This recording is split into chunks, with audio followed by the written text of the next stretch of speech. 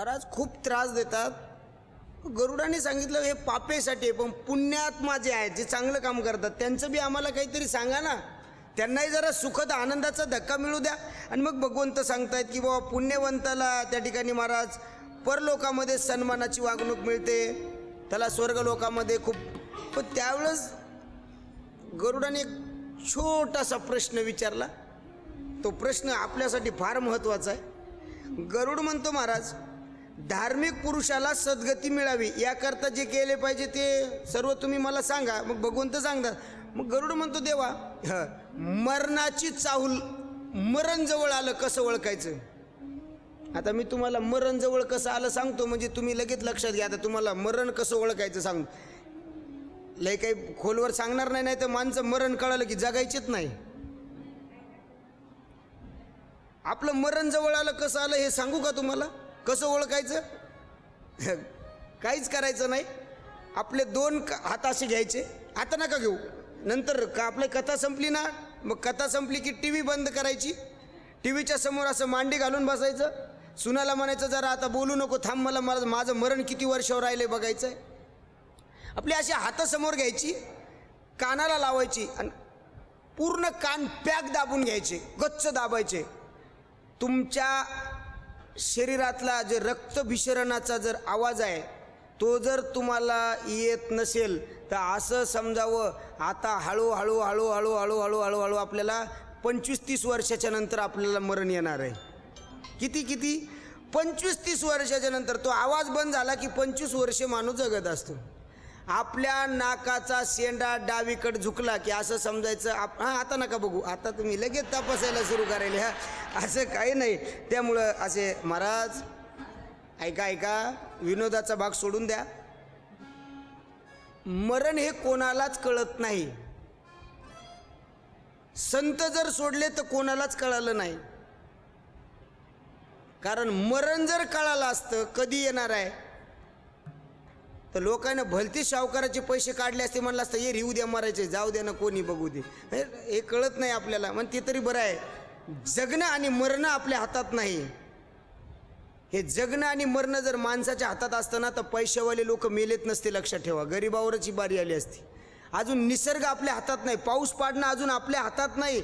नाहीतर श्रीमंताच्या शेतात पाऊस पडला असता, गरिबाच्या पडला नसता. आणि खरं सांगू देवाला महत्त्व, डॉक्टरनं जर माणसाला वाचवले असतं तर देवाची कोणी पूजाच केली नसती. काय म्हणतो मी, जर डॉक्टर जीवाला वाचवायला लागला तर माणसांनी देवाची पूजा केली नसती. संतांनी त्याच्यासाठी प्रमाण खर्च केले. वैद्य वाचवी जीवा तर कोण ध्याती देवा. डॉक्टर आपल्याला वाचू, डॉक्टर फक्त प्रयत्न करतो, वाचवायचं का नाही हे त्याच्या हातात आहे. आणि अजून जीव कसा जातो हे अजून कोणाला कळालं नाही, दिसलाच नाही, अदृश्य निघून जातो. महाराज अमेरिकेने संशोधन करायचा प्रयत्न केला होता. एका काचाच्या बंद बॉक्समध्ये एका व्यक्तीला ठेवलं होतं. जर एअर पॅक केला असेल, हवा बंद केला असेल तर याच्यातून जाईल कसा, त्याला ऑक्सिजन चालू होतं. लक्षात आलं आणि सकाळी जाऊन पाहताय तर काय त्याच्यातला जीव निघून गेला होता. कसा गेला कळालं नाही. आणि मग बघितलं तर काचाची पेटी होती, तिला तडा गेलेला होता. लक्षात ठेवा, म्हणजे कोणालाही ही अदृश्य शक्ती आहे. आणि खरं सांगू यमाच्या दूतापाशी वशिला कोणाचा चालत नाही, एवढं बरं आहे. नाही तर आपल्या लोकांनी जेज विकत घेतले हो. जेज सापडलं नाही का. जे न्यायाधीश न्याय करणारी लोक लाच घेताना पकडल्या जातात तर अपेक्षा कोणाकडून करायची. अरे जर ही लोक विकल्या जात असतील, पण बरं आहे माझ्या भगवंताचे आणि माझ्या यमाचे दूध कधी विकल्या जात नाहीत. आणि म्हणून महाराज हे चांगलं चालू आहे. पैसा बिसा काही बघितल्या जात नाही. तिथं तुमच्या कर्माचं गणित हिशोब लावल्या जातं आणि त्या ठिकाणी महाराज त्याचा त्या ठिकाणी केला जातो. म्हणून मृत्यू जवळ आहे याची चाहूल मात्र पुण्यवान माणसाला लागत असते. आणि गरुड पुराण असं सांगतं की आपलं मरण पुढच्या क्षणाला येणार आहे असं समजून जीवन जगा. कळतंय का माझं बोल. खरं सांगा काय भरोसा आहे बरं आपला. क्या भरोसा है इस जिंदगी का, साथ देती नहीं ये किसी का. ही सत्ता आपल्यापाशी नाही. आपल्या हातात काय आहे? आपल्याला यमदूताने येण्यापेक्षा आपल्याला भगवंताचे वैष्णवगण न्यायला आले पाहिजे असं जीवन जगा. भगवंताचं नामचिंतन केलं की यमाचे दूत आपल्याकडे बघत सुद्धा नाहीत. देवाचं भजन केलं, यमाचे दूत आपल्याकडे बघू शकत नाहीत, कारण मालकानं त्याला सक्त ताकीद दिलेली आहे. यमानं त्याला दूतायला सांगितलेलं आहे, यम धर्म सांगे दूता तुम्हा नये तेथे सत्ता, जेथे होय हरिकथा सदा घोष नामाचा. जिथं भगवंताच्या नामाचा जय जयकार होतो तिथं तुम्ही जाऊ नका. नका जाऊ तया गावा, नका जाऊ तया गावा, नका जाऊ तया गावा, नका जाऊ तया गावा. नामधारकाच्या शिवा, नामधारकाच्या शिवा, नामधारकाच्या शिवा, नामधारकाच्या शिवा. सुदर्शन यावा घरट फिरे भवते, सुदर्शन यावा घरट फिरे भवते. नका जाऊ, नका जाऊ, नका जाऊ, नका जाऊ तया गावा, नामधारकाच्या शिवा, नका जाऊ तया गावा, नामधारकाच्या शिवा. नका जाऊ तया गावा, नामधारकाच्या शिवा, जाऊ तया गावा, नामधारकाच्या शिवा.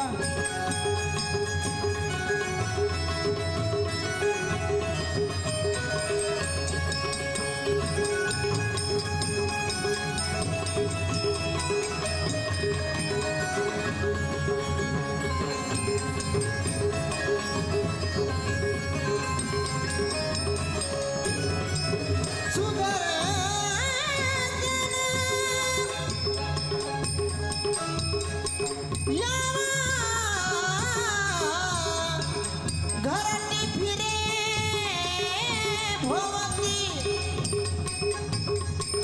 चक्रगदा घेऊन हरी उभासे त्याचे द्वारी.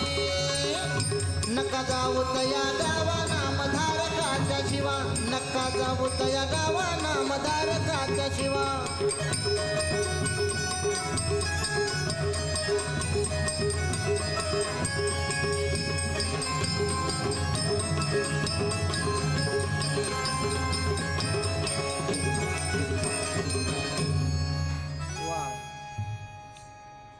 बघा यमधर्मानं किती सक्त ताकीद दिलेली आहे दूताला. तुम्ही तिथं जाऊ नका. कुठं? जेथे होय हरिकथा सदा घोष नामाचा. तिथं भगवंताचं नामचिंतन चालतं ना, कारण त्या तिथं जाण्याची तुम्हाला अनुमती नाही. तिथं फक्त वैष्णवगणच येऊ शकतात. का? कारण जिथं भगवंताचं नामचिंतन चालतं ते वैष्णवाचं घर आहे. वैष्णवा घरी सर्व काळ, वैष्णवा घरी सर्व काळ, सदा जन जन ती टाळ, सदा जन जन ती टाळ, सदा जन जन ती टाळ. वैष्णवा घरी सर्व काळ, वैष्णवा घरी सर्व काळ, सदा जन जन ती टाळ, सदा जन जन ती टाळ, सदा जन जन ती टाळ. जन ती टाळ. सदा जिथं भगवंताचं नामचिंतन असतं म्हणून ते घर घर राहत नाही, ते घर मंदिर राहतं. म्हणून माझी विनंती आहे, आता कमीत कमी उतार वयाला लागणाऱ्याने तरी उताराला लागावं का नाही? कळतं का माझं बोलणं? आता लक्षात आलंय ना आपलं आयुष्य आता काही ठीक आहे ना, आयुष्याचा एक टप्पा ओलांडलाय ना आपण. आपल्या पुढच्या पिढीला ते संस्कार द्यावे, नातवाला घेऊन बसावं, पुढं हरिपाठ वाचावा, त्याला माळकरी करा, त्याच्या नावानं नामचिंतन करा. घरी सकाळचं वातावरण बघा प्रसन्न राहील. ज्या घरी भगवंताचं नामचिंतन होतं ते घर मंदिर होतं, आणि ज्या घरी भगवंताच्या नामाशिवाय संसारातला वादंग होतो ते स्मशान राहतं, लक्षात ठेवा. ज्याच्या दारात तुळशीचं वृंदावन आहे ते स्वर्गाचं दार आहे, आणि ज्याच्या दारात लोक येऊन म्हणून कुत्र बांधलंय. पाळा ना प्राणी, आमचं मत असं नाहीये पाळू नका, पण प्राणी पाळत असताना प्राण्या इतकंच माणसात सुद्धा जीव लावा ना. असा एक बहादर भेटला मला, माय बापाला बोलत नाही, कुत्रं घेऊन गाडीत हिंडतो. मी म्हणलं कुत्र्याला कुत्रेच फिरीत असतात, बाकी कोण फिरणार आहे. बघा माझं वाक्य मी अजून तुम्हाला सांगतोय, मी कुत्रं पाळू नका किंवा कुत्रे पाळणाऱ्याला दोष दिला नाही, पण मायबापापेक्षा जर कुत्र्याला जीव लावित असेल तर तो कुत्र्याच्या वर्गाचा आहे. मला एवढं म्हणायला मात्र मी कसल्याही प्रकारचा संकोच ठेवणार नाही. मग हे कशासाठी ऐकायचं आपण कथा, कशासाठी करायचं हा गटाटोप. बसा आपल्या घरामध्ये आपल्या नातवंडाला. माझं तर म्हणणं आहे की घरातल्या सगळ्या माणसांनी सायंकाळच्या वेळी एका जागेवर बसलं पाहिजे. सासूनं सुनेला लेकीसारखा जीव लावला पाहिजे. सांगायचं सुनबाई ये आपण हरिपाठ घेऊ सोबत. ज्या घरात सासू सुनाचं भांडण चालतं ना, एक तोडगा सांगतोच मी. लय तोडगे सांगत नाही मी, तोडग्याच्या विरोधातला आहे, पण सांगतोच. कारण आता माणसंच कोडगे झाले तर तोडगे सांगावत लागायले. ऐका, जिथं सासू सुनायचं अजिबात जमत नाही त्यांनी शपथ घ्यायची पांडुरंगाची, 1 महिनाभर आपल्यातला क्लेश बाजूला ठेवायचा आणि रोज सायंकाळी 6 ते 7 1 तास ज्ञानोबारायने लिहिलेला हरिपाठ आपण महिनाभर सोबत म्हणायचा. 1 महिनाभर तुम्ही सोबत हरिपाठ म्हणा. पांडुरंगाची शपथ घेऊन सांगतो तुमचा कधीच भांडण होणार नाही. गोष्ट लक्षात ठेवा, कधीच नाही होणार. का? हरिपाठाचे विचार तुमच्या मनामध्ये येतील. हरिपाठ सांगतो साधू बोध झाला तो निरोनिया ठेला, ठाईच मुरला अनुभव. हा बोध आहे, जागेवर मुरून जातो. काय करतं माहिती आहे हा बोध? ठाईच मुरला अनुभव. तो अनुभव कसा आहे? कापुराचे वाती उजळल्या ज्योती, ठाईच समाप्ती झाली तैशी. 1 जणानं कापूर जाळल्यावर त्याला म्हणलं जराशी एवढी एवढी राख आण बरं, मला पुढीत अंगारासाठी पाहिजे. आणू शकतो का? नाही. म्हणजे तो अनुभव एवढा परिपक्व होतो आणि तो त्या ठिकाणी एवढं वाहून घेतो ना. तो हरिपाठ आपल्याला चिंतन सांगतं, त्याचं ज्ञान सांगतं. आणि म्हणून हरिपाठ आपण चिंतन केलं पाहिजे. घरात सगळ्या कुटुंबांनी एकत्र बसून हरिपाठ म्हणला की तुम्हाला वेगळा परिपाठ घ्यायची गरज नाही. आणि मुलं संस्कारित होणं गरजेचे आहे. सुशिक्षित तर झालीच पाहिजे, पण सुसंस्कारित सुद्धा झाली पाहिजे. नाही तर पोरग फार बाहेर देशात आहे, एवढं शिकलाय, बापाच्या मातीला पण आलं नाही वापस. मातीत घालायचं का त्याचं शिक्षण? माझं मत आहे तुमच्या मुलाला तुम्ही एवढं जीवनाचं जीवनमान शिकवा, मुलाला एवढाच आदर्श द्या की मायबाप जिवंत आहेत तोपर्यंत पोरांनी त्याला सन्मानाची वागणूक दिली पाहिजे. एवढंच मोठं करा पोराला. लय काही मोठं करण्याची गरज नाही. जोपर्यंत मायबाप जिवंत आहेत तोपर्यंत त्यांनी सन्मानाची वागणूक दिली पाहिजे. नाही तर मुलगा बाहेरच्या देशात अंत्यविधीला येत नाही. एक जण तर म्हणला मी ऑनलाईन पैसे पाठवतो, म्हणला तुम्हीच अंत्यविधी करून घ्या आणि मी व्हिडिओ कॉलमध्ये अंत्यविधी करतो म्हणे. काय व्यवहार चालू आहे? मी तर एक जवळचा प्रसंग आहे, मी सांगावं नाही सांगावं वाटत होतं पण सांगतो.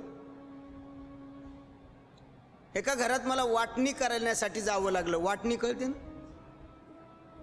वायला निघू लागले 2 भाऊ. त्या म्हाताऱ्यानं मला बोलवलं. बाबा होते, चांगला परिचय आहे. आणि महाराज या म्हणे एकदा, माझे पोरं वेगळे निघतायत. आणि खरं सांगू, 2 भावाचा जर विचार नसेल ना तर त्या मायबापाला समाधानाची झोप कधीच लागत नाही. भावात एकी असेल ना ती मायबाप झोपड्यात सुद्धा असताना स्वर्गात असल्यासारखे आहेत. का? अरे माझे 2 हिरे आहेत, आनंदात राहतात. गण दोघांकडे 2 बंगले आहेत, पण दोघांनी एकमेकाकडे पाडले की जीवावरच उठतात. हो, एक तर मागं तुम्ही टीव्हीवर बघितलं असेल ना बातम्यामध्ये, वडिलांच्या 14व्याच्या दिवशी कोर्टासमोर एकमेकाला मारामारी करणारे भाऊ. कशासाठी? प्रॉपर्टीसाठी. म्हणून लय काही धन कमवू नका. लय पैसे कमीले की पोराईमध्ये भांडण लागतात. लक्षात येते का? कारण जास्त धन कमवलं की पोरं भांडणं करतात. म्हणून लय पैसे कमवले की त्या कुटुंबामध्ये वाद, ज्याच्याकडे पैसा कमी आहे तिथं भांडण कमी आहे. म्हणून लावी पोराशी भांडणं असं प्रमाण आहे की आपण धन कमवलं की पोरासोबत पोरांना भांडण करतात. मग हे धन जमा करून पोराईमध्ये भांडण लावण्यापेक्षा संस्कारित पिढी निर्माण होणं गरजेची आहे. मी गेलो तिथं वाटणी करायला. 2 भाऊ 2 बाजूला बसले होते. माझ्याकडे लक्ष द्या, फार कठीण प्रसंग होता. आई पायरीवर बसलेली होती. आई, 2 भाऊ दोहीकडे बसल्यात. एकमेकाकडे बघितलं तर एकमेकाचा जीव घेतील का काय असे बघू लागले एकमेकाकडे. आई खाली पायरीवर बसलेली होती, मान खाली घातलेली होती. बापानं हाताची घडी घातलेली होती आणि एक हात डोक्याला लावलेला होता. बाप तिथं बसला होता. मी तिथं पोहोचलो. दोघांनी सुद्धा वाटणीसाठी मध्यस्थी बोलवली होती. पण कोण बोलवले होते माहिती आहे? यानं याचा सासरा बोलवला आणि यानं याचा मेवणा बोलवला. माझं म्हणणं आहे, सासरवाडीचे चोर आपल्या घरातल्या व्यवहारात आलेच नाही पाहिजे. अजिबात आले नाही पाहिजे. लक्षात ठेवा. त्यांचा आदर सन्मानाने त्यांनी पाहुणचार करून घ्यावा. आपल्या घरी आदर सन्मान करा ना त्यांचं, पाहुणे म्हणून. पण ते जर आपल्या घरातल्या व्यवहारात लुडबुड करायला येत असतील तर ते आपल्या दारात आले नाही पाहिजे. ह्याचा उपयोग नाही आपल्या दारामध्ये. मग ते तिकून त्याची सासरवाडीचे आहेत, तिकून याचे आहेत. दोघांच्या बायका दोघीच्या पाठीमाग अशा लगे उभ्या, जस काय आता युद्धाला जायचं आहे. एक तर पदर खोसून होती. मी म्हणलं मलाच हानती का काय गेलो. मी म्हणलं अवंतिका मला हानती का? ती म्हणली नाही तुम्हाला. काय कमाल आहे. तुम्हाला कशाला बघ. आज तयारीतच मी आल्याबरोबर मी अगोदर त्या आईला भेटलो महाराज, त्या पोरांच्या. म्हणलं काय चाललंय काकू? ती म्हातारी रडली. हो महाराज काय चालणार आहे? ह्याच्यासाठी लहानाची मोठी केली होती का की एकमेकाच्या जीवावर उठतील? अहो आम्ही का संघ घेऊन जाणार आहेत का? आम्हाला याच्यातलं काहीच न्यायचं नाही. यांनी समाधानानं जगावा हेच आमचं जीवन आहे. पण आज आमची पोरं एकमेकाच्या जीवावर उठलीत. म्हणलं काकू काळ तसा आलाय. टीव्हीतल्या मालिका बघू बघू पोरीलाही वाटतं 2च तोंड आणि खिचडीन बोंड. आपण एवढंच कुटुंब आहे. मी माझा मालक, तिसरा माणूस नको वाटतो. मग हे जीवन ती लाईफ त्यांनी त्या जीवनाकडे त्यांनी स्वतःला वाहून नेलेलं असतं. मग ही अवस्था कशाने निर्माण झाली? मी म्हटलं काळजी करू नका. आता हे होणार आहे, एक ना एक दिवस निघणार आहेत. पण आपण गोडीत मिटूया. मी त्या बाबाला भेटलो आणि 2 जण बसल्यावर मी बोललो. म्हटलं सांगा काय काय पाहिजे? त्यांनी सांगितलं काय काय पाहिजे म्हणजे अर्धी जमीन आम्ही घेणार. तो म्हणतो अर्धी जमीन मी घेणार. अरे म्हटलं तुमच्या दोघांचीच आहे, तिसरं कोण घेणार? वडिलांनी सांगितलं काही हरकत नाही, मी द्यायला तयार आहे, मी सोबत नाही ना. घराच्याही वाटण्या केल्या, शेतीच्याही वाटण्या केल्या. मी म्हटलं दादा जेवढं आहे त्याच्यातलं अर्ध तुम्ही दोघांनी घेतलं. आई वडिलाचं काय? आई माझ्याकडे राहील, वडील याच्याकडे राहतील, महिनाभर याच्याकडे राहतील, महिनाभर आमच्या. मी म्हणलं असं चालणार नाही का? अरे आई वडिलाची ताटातूट तुम्ही करू नका, त्याला एका जागेवर राहू द्या. आणि मग त्यांनी सांगितलं मी महिन्याला, एक जण म्हणला मी 10,000 रुपये देईल, दुसरा म्हणला मी 10,000 रुपये देईल. अरे म्हणलं मूर्खानो, आता त्यांना पैशाची नाही रे, तुमच्या मायेची, आपुलकीची, आधाराची गरज आहे. कारण जेव्हा तुम्ही लहान होता, अरे जेव्हा तुम्ही रात्रभर त्यांना झोपू दिलं नाही, त्यांनी जर तेव्हा तुमच्याकडे 1,000-500 रुपये दिले असते तर तुम्ही जगले नसते. कारण सगळ्या गोष्टी पैशानं होत नसतात, त्यासाठी आधार, आपुलकी आणि जिव्हाळा लागतो. म्हणून जिथं आपुलकी, आधार, जिव्हाळा जिवंत ठेवायचा असेल तर घरातली माणसं एका जागेवर या. आणि या गौण गोष्टी आहेत. पैसा ही सावली, ऊन सावलीचा खेळ आहे. आज आहे उद्या नाही. कोणत्या दिवशी रंकाचा राव होईल आणि रावाचा रंक होईल सांगता येत नाही. म्हणून पैसा आला तर माजू नका आणि पैसा गेला तर कधी लाजू नका. या जीवन जगण्याचा आनंद खऱ्या अर्थानं जर कशात मिळत असेल तर आपल्याला या गरुड पुराणामध्ये त्याचं चिंतन पाहायला मिळतं की आपण चांगल्या पद्धतीनं ते. मग एक गरुडाला भगवंतांनी सांगितलं, यमाच्या दूतांनी सांगितलं की हे जे यमदूत जातात ना हे नामधारकाच्या ठिकाणी जात नाहीत, पण यमाने सांगितलं मग जिथं भजन चालू नाही, कारण भजन चालू असलं आणि एखादा दुष्ट जर तिथं बसला, कोकिळेच्या लाईनीत कावळा बसला, बसू शकतो ना, कोकिळेच्या लाईनीत कावळा बसला, कशामुळं बसला माहित आहे? फक्त रंगामुळं. कशामुळं मॅच झाला? रंगामुळं. म्हणून काळ्या रंगाला नाव ठेवू नये. कोकिळ लय हुशार प्राणी आहे बरं. कोकिळ हा असा प्राणी आहे, पक्षी आहे, चुकून प्राणी बोललो. कोकिळ हा फक्त आपली अंडी देतो, त्याच्या पिल्लात रूपांतर करत नाही. तो काय करतो? आपली अंडी कावळ्याच्या घरट्यात नेऊन ठेवतो. आणि कावळा इतका येडा, त्याला वाटतं हे आपलेच अंडे आहेत, त्याच्यातून पिल्ले बाहेर पडतात, ते पिल्ल्याला जगवतो आणि ते उडून गेल्यावर कळतात हे आपले नव्हतेच. म्हणजे चुकीचे लोक सांभाळणाऱ्याला कावळा म्हणतात. ही गोष्ट आपण लक्षात ठेवली पाहिजे, लक्षात ठेवा. मग कोकिळेच्या लाईनीत कावळा बसला, रंगामुळे मॅच होतो. तसं एखाद्या परमार्थाच्या ठिकाणी जिथं भजन चालू आहे तिथं जर पापी येऊन बसला तर त्याने सांगितलं भजन काय रात्रंदिवस चालणार नाही, भजन संपल्यावर त्याचा कार्यक्रम करा, यम सांगायला दूताला. बघा या ठिकाणी त्याचा स्पष्ट उल्लेख असा आलेला आहे, यमाने दूताला बजावून ठेवले की जे नास्तिक असतील त्याला माझ्यापाशी आणा, आणि जे मात्र हरिनाम घेणारे पापी आहेत पण देवाचं नाव घेतात कधी कधी, तर त्यांना तुम्ही काय करा, त्यांना इथं आणू नका, मग त्यांना लोक अदालतमध्ये न्या. म्हणजे कळलं का? त्याचा न्याय निवाडा होऊ द्या, त्यांचं पाप आणि पुण्याचं दोघांचा हिशोब लावू द्या. ज्याचं पारडं जड आहे त्याला आपण त्या ठिकाणी ठेवूया. जे दामोदराला, वासुदेवाला, भगवंताला, जे काही असेल, श्रीधराला, माधवाला, गोपिका वल्लभ, ज्याही देवाचं भजन करत असतील, तुम्ही कोणत्याही देवाचं भजन करा, ते देवा कोणत्याही नावानं बोलवा, तर त्यालाच बोलवल्या जातं. फक्त नाव घेण्याच्या पद्धती वेगवेगळ्या आहेत, बोलवल्या मात्र त्यालाच जातं. माणूस एकच असतो पण अनेक नावाने त्याला कोणी त्याला मामा म्हणतं, कोणी त्याला काका म्हणतं, कोणी त्याला अण्णा म्हणतं, कोणी त्याला दाजी, कोणी भाऊजी, कोणी पप्पा, कोणी बाबा, कोणी जे म्हणत असेल. व्यक्ती एकच आहे, तसा देव एकच आहे, पण एकाच नावानं बोलवावं. लक्षात येतं का? कारण काही जण इतके येडे असतात, एक बाई नवऱ्याला बी मामा म्हणाली आणि सासऱ्याला बी मामा म्हणाली, असं कसं चालेल? एकाच नावानं दोघायला नाही नाही, इथं भेद असला पाहिजे. तसं एक, मग आपुला तो एक देव करून घ्यावा. असं जर कोणी असेल तर त्यांनी कोणतंही नाव घेऊ द्या.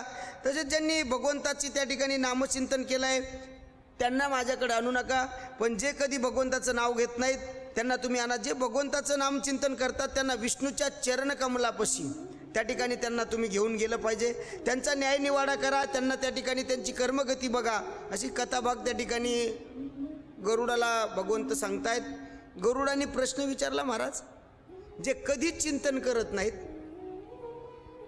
जे कुणालाच मानत नाहीत, कृष्णाला नमन करीत नाहीत, अशा जो माणूस आहे, नास्तिक माणूस आहे, याच्यासाठी आम्ही, कारण तो पाप करत नाही पण पुण्यही करत नाही, मग अशा वेळेला त्या माणसाच्या बद्दल, कारण काही माणसं असे असतात देव आहे असं म्हटलं, देवाला मानत नाहीत आणि पापही करत नाहीत, नाही म्हणत नाहीत आणि आहे म्हणत नाहीत, अशा धुऱ्यावर असणाऱ्या, मग त्यांचं जे वागणं आहे, त्यांचं जे चालणं आहे, त्यांचं जे बोलणं आहे, ते समाजाप्रती कुचकं आहे का चांगलं आहे याच्याकडे सुद्धा लक्ष देणं गरजेचं आहे. समाजाप्रती जर ते चांगलं बोलत असतील तर मग चांगलपणानं घ्या, वाईट बोलत असतील तर वाईटपणानं घ्या. आणि म्हणून त्यांनी त्या पद्धतीनं त्यांचं जीवन आपण त्या ठिकाणी त्याच्यावर अभ्यास केल्याशिवाय ते चालणार नाही.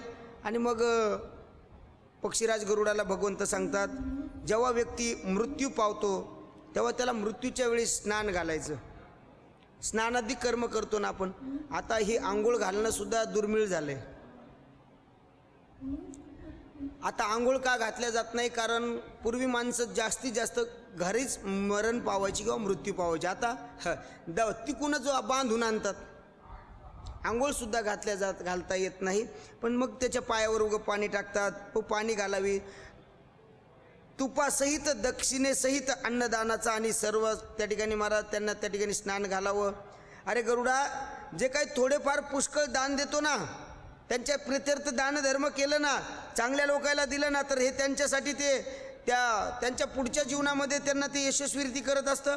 8 दान करणं गरजेचं आहे व्यक्ती गेल्याच्या नंतर. 8 दान सांगितले. पहिलं दान आहे ते म्हणजे तिळाचं.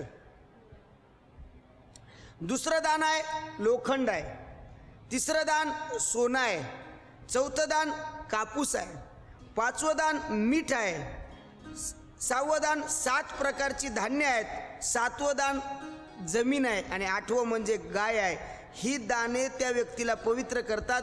परंतु पहिली 6 दानं महत्त्वाची आहेत. 7वं आणि 8वं जरा खतरनाकच आहे. जमीन दान देणं म्हणजे काही सोपी गोष्ट आहे काय? 4,000 रुपये गुंठा चालू आहे आणि तुम्ही खुशाल म्हणता दान द्यावा. ज्याच्याकडे कमी आहे त्यांना द्यायची नाही, पण ज्याच्याकडे भरपूर आहे त्याने एखाद्या अनाथ आश्रमासाठी, एखाद्या अनाथ मुलासाठी, शाळेसाठी, लहान मुलाच्या शिक्षणासाठी ती जमीन जर दान केली तर त्याला सद्गती प्राप्त होते. त्याला पुन्हा मनुष्य देहामध्ये किंवा या मृत्यूलोकामध्ये येण्याची गरज नाही. त्याला सद्भाग्य मिळत असतं. म्हणून शाळेला द्या. उगत ज्याला गरज नाही त्याला देऊन उपयोग नाही. एक जणाला स्वतःची घरचीच 40 एकर जमीन आणि सासऱ्यानं त्याची सासरवाडीची बी 25 दिली. त्यानं दोन्ही इकून टाकल्या. काय उपयोग आहे? म्हणजे तिकून मिळालंय ना, गरज आहे त्याला द्या. ज्याला गरज नाही त्याला देऊ नका. शाळेला माझं तर असं मत असतं, मी तर नेहमी कथा कीर्तनात बोलत असतो, अखंड हरिनाम सप्ताहाला आपण गावामध्ये वर्गणी जमा करतो. तुमच्याकडे काय म्हणतात मला माहीत नाही. पट्टी जमा करतो, वर्गणी जमा करतो. तर कधीतरी गावातल्या शाळेसाठी काहीतरी जमा करा. अरे एकदा सप्ताह केला की गाव वर्षभर त्या ठिकाणी परमार्थिक होईल. पण एकदा एका शाळेसाठी जर आपण चांगलं जर वातावरण निर्माण केलं तर एक पिढी सुधारल्याशिवाय राहणार नाही. गोष्ट लक्षात ठेवा. एक पिढी. शाळेसाठी आपण दान केलं पाहिजे. शाळेसाठी आपण त्या ठिकाणी मुलांसाठी काही करता येतं का बघा. पण काही माणसं इतके हुशार आहेत, शाळेला तर काही देत नाहीत पण शाळेतलीच खिचडी चोरून आणतात. काय दुर्दैव आहे. अरे असं करू नका. देणं होत नसेल तर शाळा एक विद्येचं मंदिर आहे. जसं पांडुरंगाचं मंदिर देवाचं मंदिर आहे, तसं शाळा ही विद्येचं मंदिर आहे. मग ही दानं कशामुळं द्यायची? आता आपण जे बघितले ना, ही दानं बघितली. ही दानं दिल्याच्या नंतर काय होतं तर ही काय करतात माहीत आहे? भगवंत सांगतात ही अशी ही 8 महादाने मोठमोठ्या पापाचा नाश करतात. यास्तव ही दाने अंतकाळी अवश्य द्यावीत. ही दाने अंतकाळी अवश्य द्यावीत. त्याच्यामुळे काय होतं तर भगवंत बोलले की तीळ माझ्या घामातून उत्पन्न झालेला आहे. तीळ हा भगवंताच्या घामातून उत्पन्न झालेला आहे. म्हणून भगवंताच्या घामातून जो तीळ उत्पन्न झालेला आहे असल्यामुळे त्याच्या दानामुळे राक्षस, दानव व दैत्य हे तृप्त होतात. त्या दानामुळे ते भगवंताच्या जे आपण म्हणू ना घामातून तयार झालेलं तीळ आहे म्हणून ते त्यांना तृप्त होतात. पण तिळाचे रंग किती आहेत? तीळ एकाच प्रकारचे आहेत का? मग तिळाचे प्रकार आहेत. तीळ पांढरा आहे. तिळाचे रंग किती आहेत? बोला पटकन. 2 3 प्रकारचे तीळ आहेत.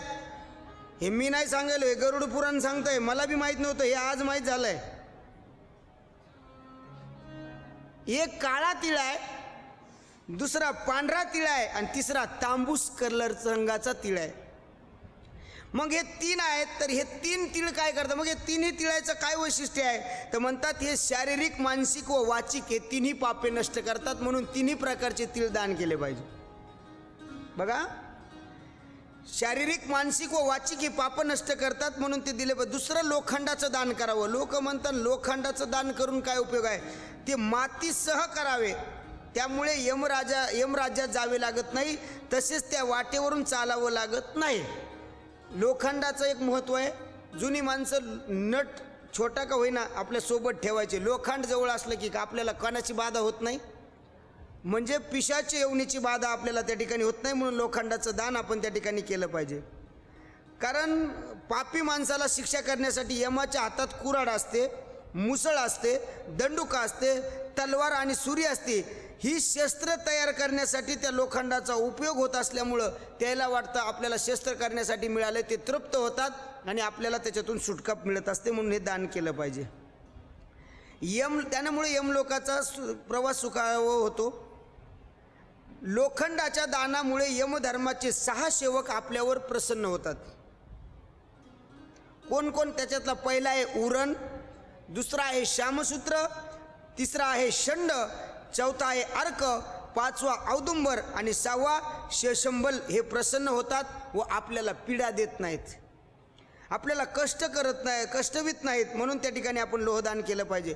श्रीहरी पुढे गरुडाला सांगतात, ते गरुडा, मी तुला आता सर्वोत्तम दानाचे रहस्य ऐकवतो. ते दान दिल्याने तिन्ही लोकातील निवास, तिन्ही लोकाचा निवास त्या ठिकाणी महाराज, तिन्ही लोकाचे जे निवासी आहेत ते प्रसन्न होतात. तिन्ही लोकातले कोणत्या? स्वर्ग, नरक आणि पाताळ या तिन्ही लोकातली लोक त्या ठिकाणी महाराज प्रसन्न होतात. शिवाय ब्रह्मा आदी करून सर्व देव, यमधर्माचे सभासद, ऋषीमुनी हे सगळे संतुष्ट होतात. म्हणून प्रेतत्वापासून उद्धार होण्याकरता सोने दान करावे. जेवढं जमेल तेवढं सोनं दान केलं की हे प्रसन्न होतात. त्यामुळे मृतात्मा यमलोकात न जाता थेट स्वर्ग लोकाची त्याला प्राप्ती होते. सोनं देत असताना तुम्हाला नाही स्वर्गात नेऊ द्या, पण ते दान करत असताना आपण योग्य व्यक्तीला देतोय का एवढं मात्र नक्की तपासा. नाही तर स्वर्गात न्यायच्या आधी यम तुम्हाला नरकात गेल्याशिवाय जाणार नाहीत. कारण तुम्ही जे दान देताय ते यथाशक्ती योग्य व्यक्तीला गेलं पाहिजे, त्याच्याशिवाय त्या दानाला महत्त्व राहत नाही. आता यानंतर कापूस दान केल्यानं काय होतं? तर महाराज म्हणतात कापूस दान केल्यानं यमदूतापासून आपल्याला भीती नसते. मीठ दान दिल्यानं यमाचे भय उरत नाही. लोखंड, मीठ, कापूस, तीळ व सोनं या दानामुळे यमाचे चित्रगुप्तासह सर्व नागरिक संतुष्ट होतात. 7 धान्याच्या दानामुळे धर्मध्वजासहित यमाचे सर्व द्वारपाल तृप्त होतात. सगळेजण त्या ठिकाणी तृप्त होतात. आणि म्हणून सत्यपाला मूग, उडीद किंवा मसूर अनेक प्रकारची दानं त्या ठिकाणी सांगितलेले आहेत.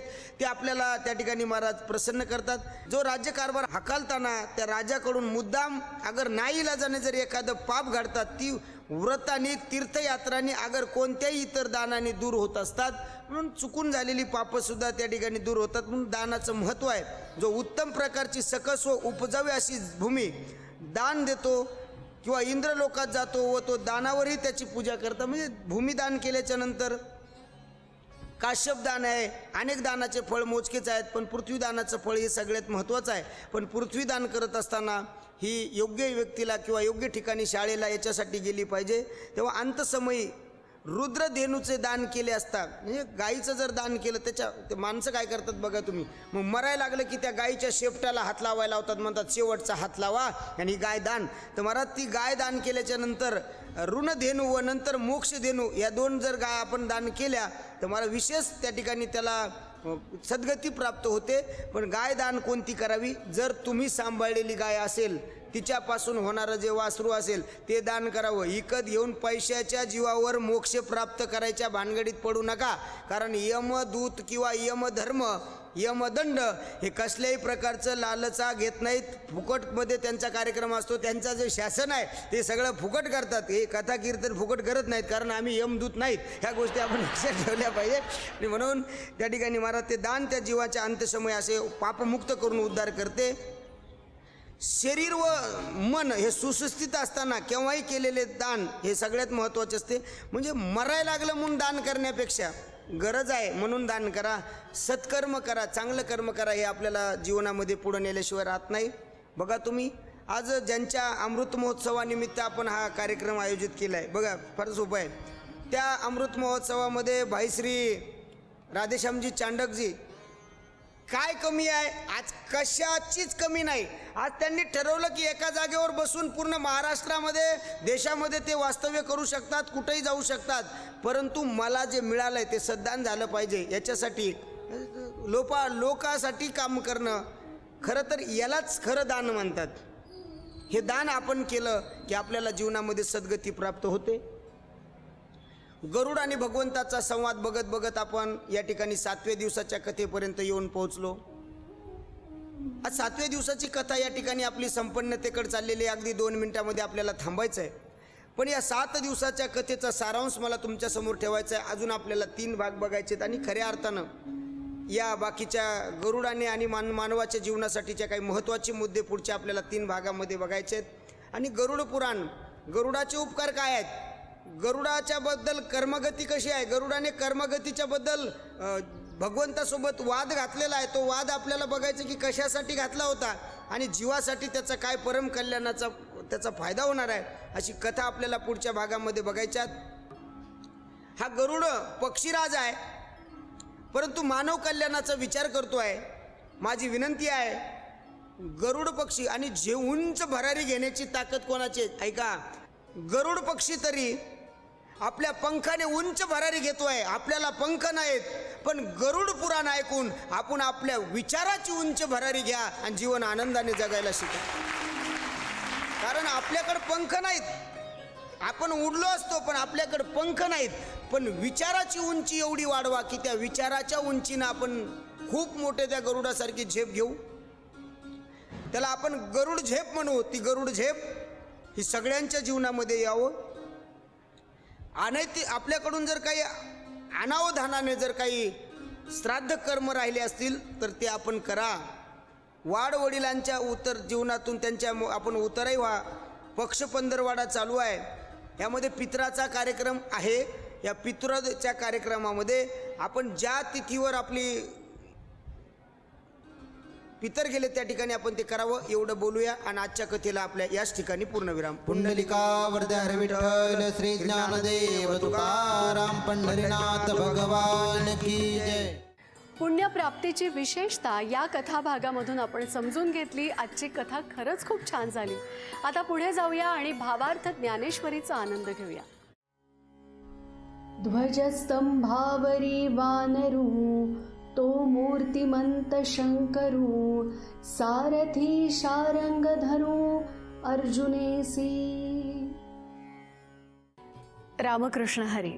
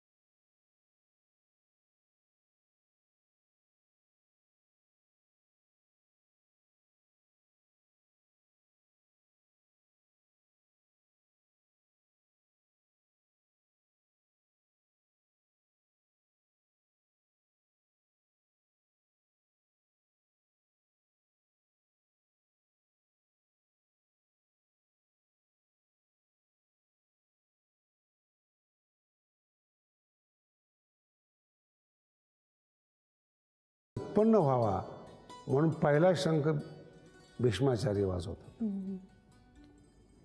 पहिला शंख आणि भीष्माचार्य वाजवल्याबरोबर कौरव सेनेचे शंख वाजतात आणि जसं वाद्य वाजलं जातं सगळ्यांचं, हळूच भगवंताचा प्रवेश होतो. आत्ताच्या भाषेत मी त्याला एंट्री म्हणतो.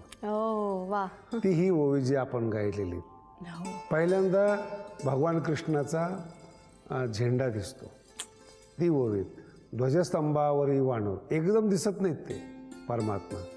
आत्ताचे बॉलिवूडवाले हॉलिवूडवाले शॉट घेत असताना ती ज्ञानोबांची टेक्निक आहे. सुरुवातीला काय दाखवायचं आहे, नंतर हळूहळू कसं यायचे, खाली काय दाखवायचे, ही ज्ञानोबांची प्रतिभा. ध्वजस्तंभावरी वानरू तो मूर्तिमंत शंकरू सारथी शारंग धरू अर्जुनेशी.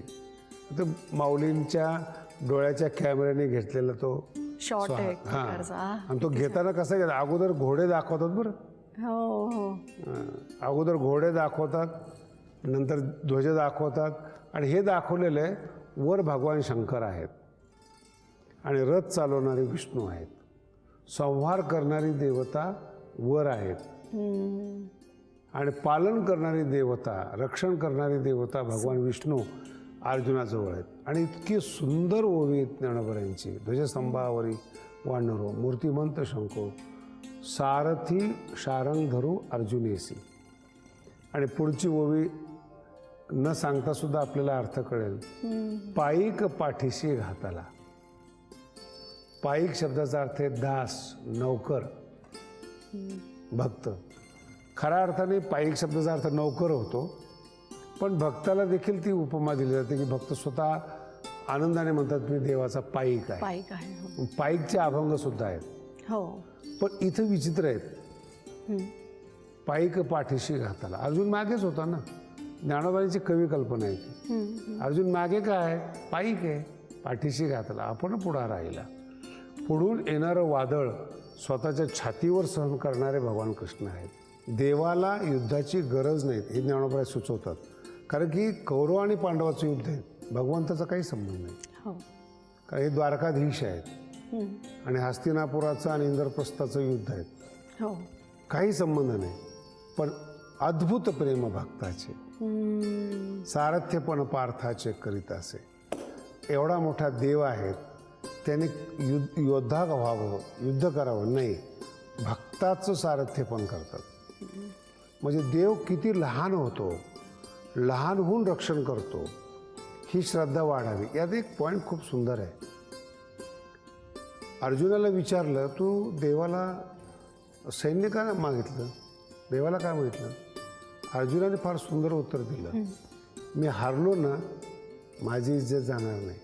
लोक म्हणणार देव ज्याच्या रथावर बसलाय तो भक्त हारतोय, आपण कशाला पूजा करा, त्यापेक्षा त्याला घ्या. देवाने देवाच्या इज्जतीसाठी मला जिंकवणं भाग आहे, सैन्यामुळं नाही पण देवापुढं. वा वा. हे या ओळीचा अर्थ आहे. ज्ञानेश्वरीमधल्या काही निवडक ओव्यांचा गूढार्थ म्हणजे भावार्थ ज्ञानेश्वरी. यातली प्रत्येक ओवी इतकी खोलामध्ये समजून घेणं म्हणजे खरोखरच आपल्यासाठी अत्यंत भाग्यप्रद आहे. हे सदर तर अतिशय सुंदर झालेलं आहे. आता मात्र या भागापुरतं इथेच थांबूया. गजर कीर्तनाचा सोहळा आनंदाचा स्पेशल पार्टनर गोपुरम कुंकू आणि हळदी पावडर. या भागापुरतं इथेच थांबूया. पुन्हा भेटूया उद्या सकाळी ठीक 7:30 वाजता. तोपर्यंत जय जय रामकृष्ण हरी.